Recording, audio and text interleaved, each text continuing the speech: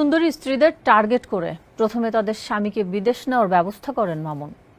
এরপর প্রবাসী স্বামীকে জিম্মি করে দেশে থাকা স্ত্রীকে ভিডিও কলে নগ্ন হতে বাধ্য করেন। এক পর্যায়ে দেশে এসে স্ত্রীদের ধর্ষণ করেন। এভাবে চলতে থাকে দিনের পর দিন।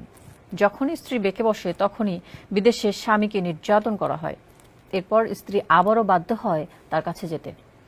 অভিনব এমন ব্ল্যাকমেল নিয়ে আলামিন ফুরকানের প্রতিবেদন, বিস্তারিত জানাচ্ছেন সাইদ রহমান। লোমহর্ষক এক ব্ল্যাকমেইলের ফাঁদ পেতেছেন বরগুনার পাথরঘাটার দক্ষিণ চরদুয়ানি এলাকার বাসিন্দা সৌদি প্রবাসী দেলোয়ার হোসেন আল মামুন। এই ফাঁদ পেতে ওই এলাকার অনেক গৃহবধূকে বিছানায় নিতে বাধ্য করে সে। কিন্তু মান সম্মানের ভয় এবং স্বামীকে বাঁচাতে মুখ খুলছেন না কোনো নারী। তবে মাসের পর মাস ধর্ষিত হওয়ার পর কালবেলার কাছে মুখ খুলেছেন একজন। আমার স্বামীর জিম্মি করিয়ে আমার অনেক ব্ল্যাকমেল করছে। করার পরে আমি আমার স্বামীর বাঁচানোর জন্য ও যা যা কইছে আমি ওই কথাই রাজি হয়েছি। আমার স্বামীর মারি ফেলাইছে, কপিল দ্বারা তারে ইনজেকশন দেবে, তারপরে ওই দেশের জেলে আটকাই রাখবে, এইভাবে আমার ভয় দেখাইছে। আর আমার স্বামীর আকামা এরপরে পাসপোর্ট এগুলো যেই কথা না শুনছি এগুলো ও আত্মসাৎ করছে। তাদের বাসায় তো আমি মাঝে মাঝে 2 দিন 3 দিন থাকতাম, আবার বাড়ি আসতাম, আবার যাইতাম এরকম। কিন্তু আমি তো এমন এক চাপের মধ্যে পড়ছি, এক শ্বশুর বাড়ির চাপ দেয়, এক আমার স্বামী ওইদিকে আটকায়, এক আমার ওর কথা শোনা লাগে। ও যা যা করতে বলছে আমি ওইটি করতে বাধ্য হয়েছি। মারধর করার পরে এরপরে এক পর্যায়ে আমার স্বামী বাধ্য হয়েছে যে তুমি মামুন যা বলে, দেলোয়ার হোসেন আল মামুন যা বলে তুমি মামুনের কথা শোনো, আমার যদি বাঁচাইতে হয় তুমি উনি যা বলে তার কথা শোনো। তারপরে হইলে আমি আমার স্বামী যখন এক পর্যায়ে তার জীবন বাঁচানোর জন্য আমার কাছে এই কথা বলছে, আমি তখন দেলোয়ার হোসেন আল মামুনের বাসায় গেছি চরদুয়ানি। যাওয়ার পরে 1 মাস ও বাসা ও রয়েছে যাইয়া বাংলাদেশে রয়েছে 1.5 মাস। 1.5 মাস থাকতে আমি সবসময় অগো বাসায় আমার থাকা লাগবে। আমি যদি না থাকি তাহলে আমার স্বামীরে মারিয়ে ফেলাইবে। এই রকমের একাধিকবার আমারে ও নির্যাতন করছে। এখন আমি দেশবাসীর কাছে বিচার চাচ্ছি।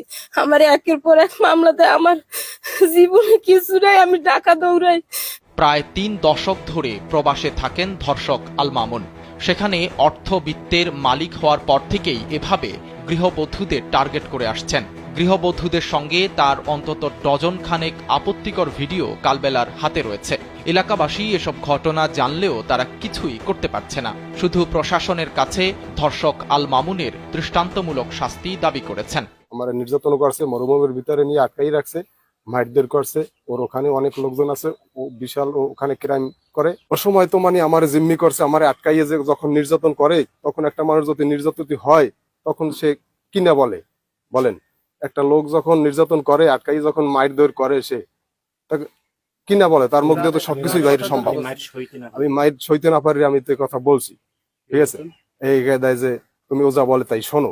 ও একটা লুচ্ছ টাইপের লোক।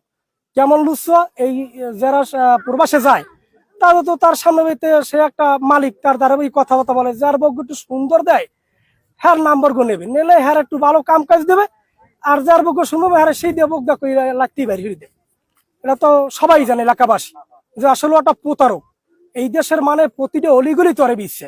স্বামীকে বাঁচাতে এবং মান সম্মানের ভয়ে এসব ঘটনা মুখ বুজে সহ্য করছেন ভুক্তভোগীরা। পুলিশের পক্ষ থেকে বলা হয়েছে দ্রুতই তারা এসব ঘটনা তদন্ত করে দেখবেন। কোনো নারী অভিযোগ দায়ের করলে ব্যবস্থা নেয়ার পাশাপাশি সেই নারীকে সকল প্রকার আইনি সহায়তা দেওয়ার আশ্বাস দেওয়া হয়েছে।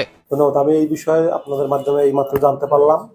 এই বিষয়ে আমরা তদন্ত করে যথাযথ আইনি ব্যবস্থা নেব। নারী যদি কোনো অভিযোগ করে তাহলে আমরা সেটাও তদন্ত করে দেখে যাদের যথাযথ আইনগত ব্যবস্থা গ্রহণ করব, তাকে প্রয়োজনীয় সকল ধরনের আইনগত সহায়তা আমরা প্রদান করব। স্থানীয়রা জানান, নদীতে মাছ ধরে সংসার চালাতো দেলোয়ার হোসেন আল মামুন। বিদেশে যাওয়ার পর এলাকার বেকার যুবকদের সেখানে নিয়ে লাখ লাখ টাকা হাতিয়েছেন এই প্রতারক। এভাবে হঠাৎ আঙুল ফুলে কলাগাছ হওয়ার পর টার্গেট করেন এলাকার গৃহবধূদের। সাইদ রহমান, কালবেলা।